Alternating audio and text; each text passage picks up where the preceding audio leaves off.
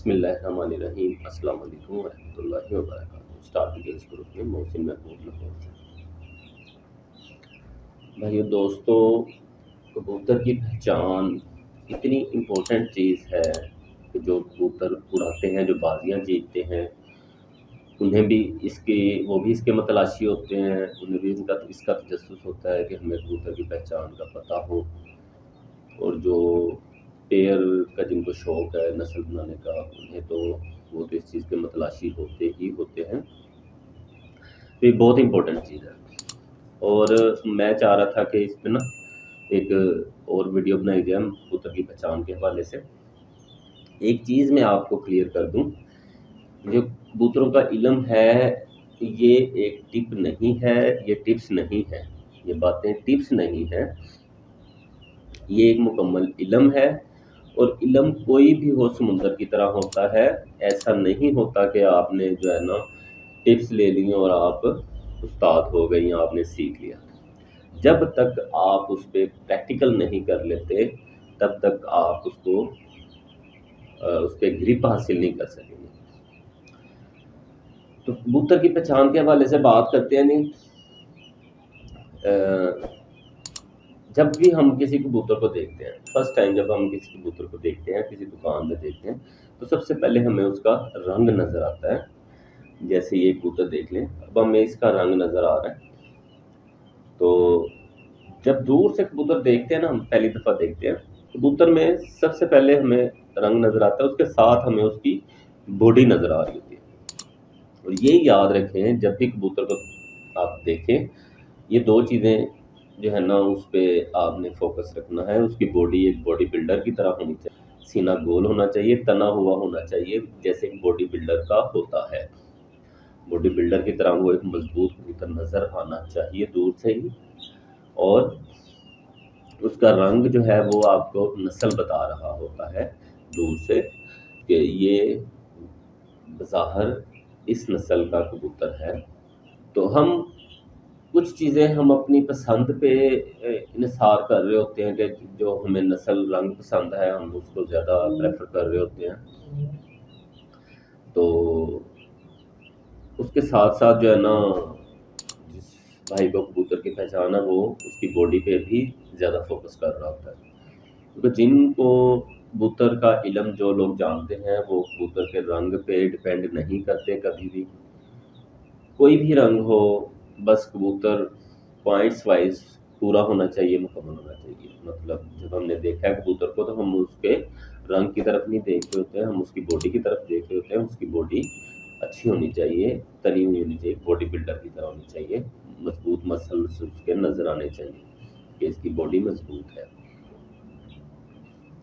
जब भी कबूतर, उसके बाद जब हम कबूतर को पकड़ते हैं, ये मैं आपको स्टेप बाय स्टेप बता रहा हूँ ताकि एक एक चीज़ क्लियर हो सके। फिर भी जिस भाई को कोई मसला हो वो पूछ सकता है, मैसेज कर सकता है। रंग देखने के बाद हमें उसकी बॉडी देखने के बाद हमें लगा कि इस कबूतर को अब मज़ीद आगे देखना चाहिए, ये कबूतर अच्छा लग रहा है, तो फिर हम कबूतर को पकड़ लेते हैं। कबूतर को पकड़ने के बाद जब कबूतर हाथ में आता है तो उसको हम देखते हैं कि इसकी बॉडी मजबूत वाकई ही है या दूर से नज़र आ रही थी। तो हम देखते हैं कि उसकी बॉडी मजबूत है। ये इसका जो सीना है, ये इधर से देखें, ये इधर से दबाएंगे, इधर पे गोश्त नहीं होना चाहिए, मतलब ये सख्त होना चाहिए इसका ये हिस्सा। ये देखें, ये मैं दबा रहा हूँ, ये हिस्सा इसका सख्त होना चाहिए। इसको कहते हैं सख्त बॉडी का कबूतर। और कबूतर की बॉडी जितनी ज़्यादा सख्त होगी, ईंट की तरह, पत्थर की तरह सख्त होनी चाहिए कबूतर की बॉडी। जितनी ज़्यादा सख्त होगी उतना ज़्यादा कबूतर अच्छा होगा। अच्छा, उसके बाद जो सबसे इम्पोर्टेंट चीज़ हम देखते हैं वो होता है कबूतर की बॉडी, कबूतर के पर और कबूतर की आँख। ये तीन पार्ट पे कबूतर डिपेंड कर रहा होता है। और चौथी कबूतर की दुम, खैर वो दुम जो है कबूतर की बॉडी के अंदर ही आ जाती है। तीन हिस्सों पे ये मुश्तमिल होता है इसकी क्वालिटीज़ को जज करना। सबसे पहले हम इसकी बॉडी चेक करते हैं। बॉडी आधी हमने दूर से देख ली है, आधी हमारे हाथ में आने के बाद पता चल गई है। और उसके बाद हम देखते हैं हड्डी जोड़। हड्डी जोड़ मैंने पिछली वीडियो में भी बताया था कि हड्डी जो है वो तेज़ होनी चाहिए, खुरदरी नहीं होनी चाहिए। मतलब आप ऐसे हाथ लगाएं, आपका हाथ फिसलता जाना चाहिए उसकी हड्डी के ऊपर। ऐसे वो ऐसे नहीं होना चाहिए जैसे तलवार को दंदे पड़े होते हैं। खुरदरी नहीं होनी चाहिए, खुरदरी नहीं होनी चाहिए। और हड्डी और जोड़ के बीच में फासला कम होना चाहिए। हड्डी और जोड़ के बीच में फासला नहीं होना चाहिए। अगर हो तो बहुत कम हो। और जोड़ जोड़ आपस में ऐसे जुड़े हुए होने चाहिए, बंद होने चाहिए जोड़।